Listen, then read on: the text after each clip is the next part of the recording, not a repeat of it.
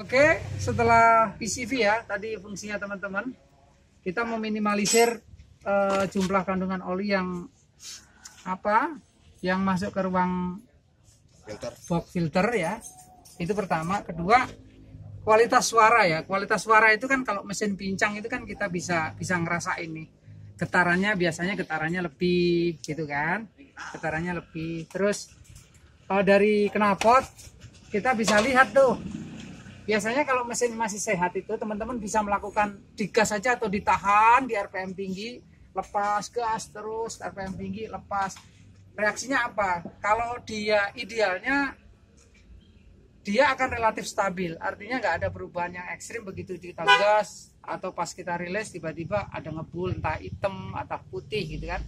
Nah kalau ngebul putih hati-hati, kalau ngebul putih biasanya itu oli dari ring piston atau seal clamp gitu kan. Cuman karakternya kalau posisinya dia idle rata-rata emang dari seal clamp gitu kan.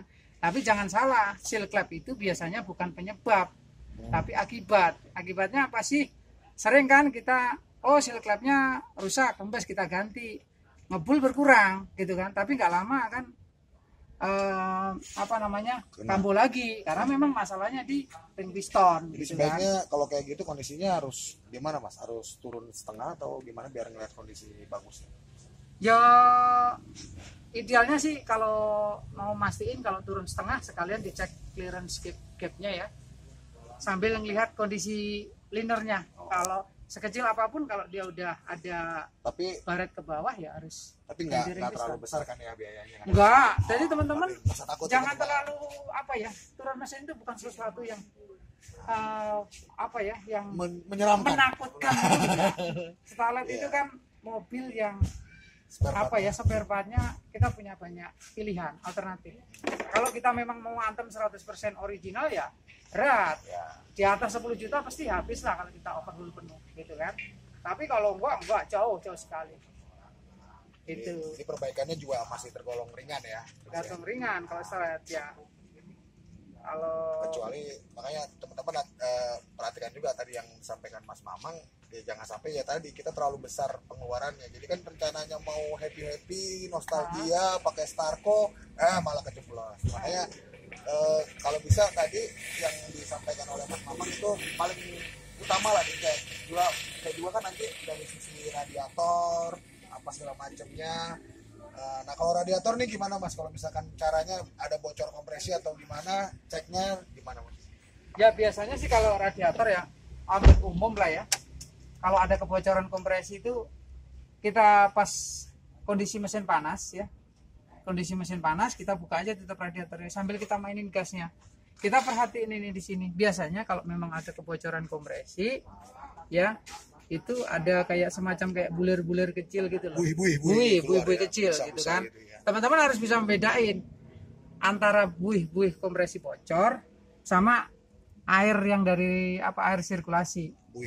Kalau air sirkulasi sih biasanya nggak ada buih gitu kan. Nggak ada buih gitu, nggak ada. Gelombang aja. Gelombang biasa aja. Tapi kalau udah buih yang semakin kita gas semakin tinggi, dia semakin buih banyak, ya udah itu kemungkinan gitu. Kompresi bocor.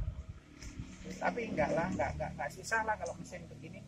Separah-parahnya Starlet untuk engine masih kita bisa handle, masih kita untuk kembali normal tuh bisa. Oke teman-teman, jadi jangan takut untuk piara atau beli mobil Starlet. Nah ini tadi tips-tips trik dari kami yang sederhana supaya teman-teman juga tahu gambarannya kalau memperbaiki mesin Starlet itu nggak menyeramkan lah bisa dibilang.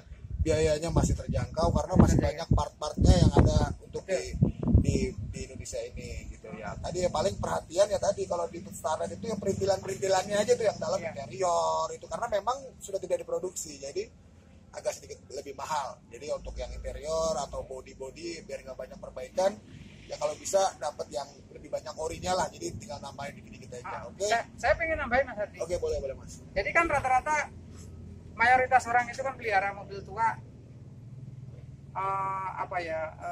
berpikir kan karena mesti maintenance gitu kan.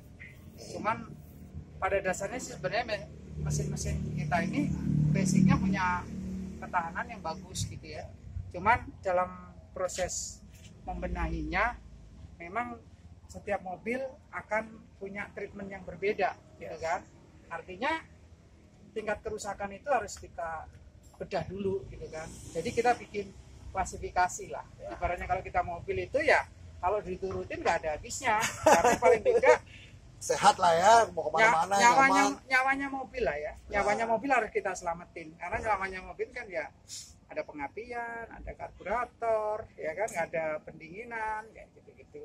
Terus sama apalagi ya, kalau kaki-kaki bisa di skip ya. Oke teman-teman, keburu udah ajan. Pokoknya untuk masalah teknis nanti bisa teman-teman datang aja ke Depok Auto Care DAC di Kalimulia Depok.